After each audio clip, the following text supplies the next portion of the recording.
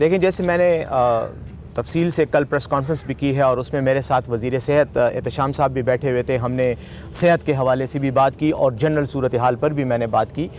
اس وقت چونکہ آپ کو پتہ ہے کہ یہ معاملہ ابھی سے نہیں شروع ہوا, یہ تقریباً 130 سال پرانا معاملہ ہے. 1890 سے یہ معاملہ شیعہ سنی جو تضاد ہے یا لڑائیاں ہیں یہ چل رہی ہیں وہاں پر.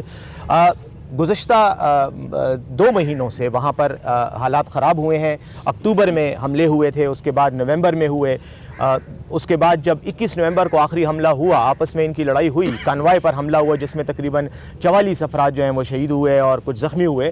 اس کے بعد سے فائر بندی کروائی گئی کیونکہ 23 تاریخ کو میں خود وہاں پہنچا.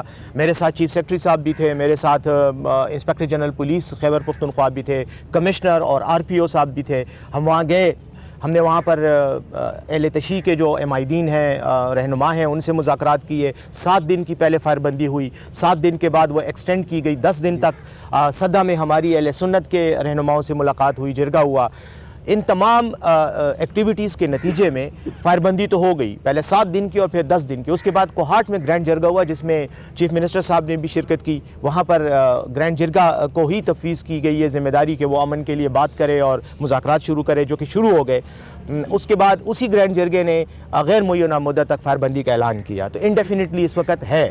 ہاں میں یہ نہیں کہوں گا کہ 100% فائر بندی پر منوان عمل ہو رہا ہے. بعض جگہوں میں کلیشز ہو جاتی ہیں, جیسے پرسوں ایک دور افتادہ علاقے میں کرم کے وہاں پر جو ہے وہ دونوں فریقین میں لڑائی ہوئی, کوئی 8-10 منٹ تک فائرنگ ہوتی رہی.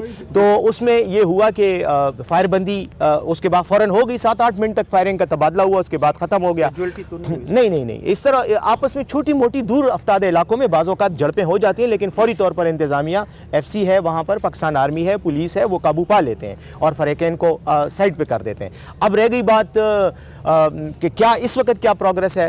تو جیسے میں نے بتایا آج بھی جرگہ جاری ہے.